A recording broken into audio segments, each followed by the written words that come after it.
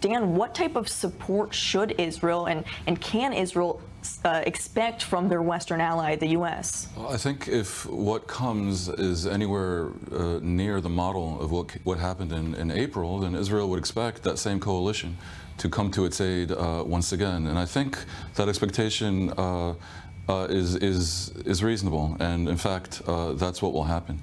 But we know that in the last conversation between Biden and Netanyahu, Biden more than hinted that he suspects that Israel may be overeager for an escalation, and he pretty much conditioned any further American aid on not having an escalation. So of course, Israel's going to try to secure the border and not leave the Lebanon border as unguarded as was the Gaza border on October 7th. Of course, they're going to prepare air defenses to the best of their ability. They're also surely instructing the diplomats and all representations overseas to be careful and stay indoors. But quite possibly the most important thing, or certainly no less important than any of these things, is indeed to maintain that coalition. There's a lot of talk in Israel now about the need to maybe strike at Iran preemptively or some such thing. And is that a possibility? I wouldn't rule anything out, but you have to remember, a preemptive strike only works if it cripples your opponent. The Israeli preemptive strike in 1967 essentially destroyed the Egyptian Air Force, and that's why Israel won that war so quickly. I don't necessarily see a similar thing about to happen with Iran. And the saber rattling against a country that at this point a nuclear threshold state and has pretty close to 100 million people may not be the wisest course. And I just have to advise everyone to keep their powder dry and to not elevate the flames through outlandish rhetoric. Interestingly, we will see what the other side wants to do, because when Iran struck in April, it was clear they were trying to have a sort of an effect and deliver a message without sparking a war. That's why they sent drones that took hours to get here. If they do some version of the same thing, then maybe Netanyahu can give Biden what he wants and move towards a de-escalation. But if they want to start a war, then yeah, Hezbollah will send people across the border, or try to. They'll fire missiles at major Israeli cities. And I think if any version of such a thing happens, then the region's on the brink of a major war. To add on really quick, that you made an excellent point about the cyber capabilities or the threat of a cyber attack. I don't think that's something we talk about enough. I think if people in Israel start to notice that their cell phone service is disrupted or they can't get online, they should treat that as a red alarm. And they should be near a shelter and be prepared, because I think a disruption of that scale, of that magnitude, could very well be the precursor to a large-scale attack. Very, very important point. With what is happening in the West Bank, Jacques, is this a front that we should expect more violence from, possibly? Because as we're looking at these external fronts, we tend to forget one of the fronts that is closest to home, perhaps. Yeah, but this is the front where Hamas has failed.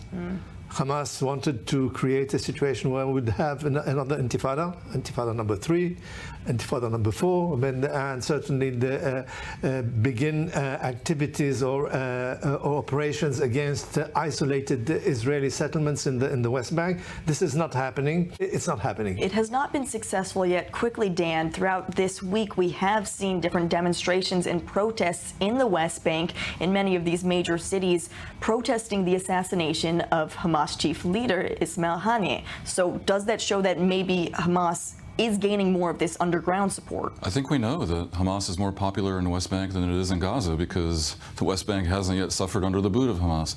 It's extremely dangerous. There is always the possibility of major mayhem emerging in the West Bank.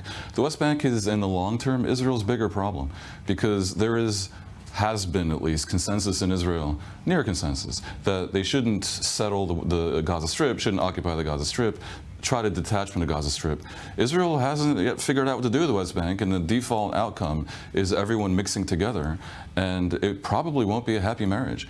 So we can only hope that the war on terror in the West Bank that Jacques was referring to will continue to be successful.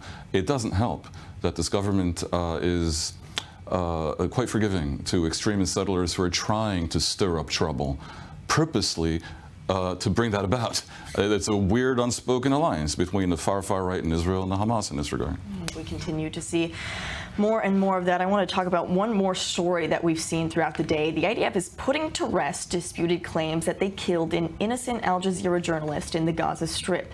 Today, the military released a document from 2021 that shows the journalist, Ismail al-Ghul, was not only involved with Hamas, but a member of the elite Nukba unit. The document... There are two issues here. One is the evidence that they provided actually true and reflects a reality. And the second is, did Al Jazeera know? Now, Gaza is not the only police state run by a criminal mafia. There are others, like North Korea. And the media tries to operate in these places as best it can. And access is very difficult. The reality is incredibly complicated, and they don't really have the ability to vet everyone. So I think the situation is what it is in a place like Gaza under Hamas. Dan, already we're seeing reports that in the matter of a few hours, a negotiating team flew to Cairo, held talks, and has already wrapped up those talks. So what does that mean about the manner of these talks that took place this evening in Cairo? It means you're going to hear more speculation that it was all for show. There's a lot of details in this framework that's being discussed, and we can talk about them for hours, or we can just look at the simple structure, which is the deal that appears to be on the table is an end to the war and a pullout by Israel, leaving Hamas degraded but still standing in charge in Gaza in exchange for the hostages. And if you had asked the Israeli public 2 weeks into the war, do you do this deal? I'm pretty sure 80% would have said no.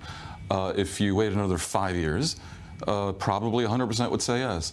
The picture's flipped, and right now, maybe 3/4 of the Israeli public would take the deal. It's quite clear that the security establishment would take the deal. It's very obvious that Biden is apoplectic over the fact that the war continues. Netanyahu is refusing, and as far as I can tell, is adding more demands from Israel's perspective to the offer that Israel already tabled 2 months ago. It's just a very bizarre set of circumstances that seems to have Netanyahu at major loggerheads with the heads of the army, the Shin Bet, and Mossad.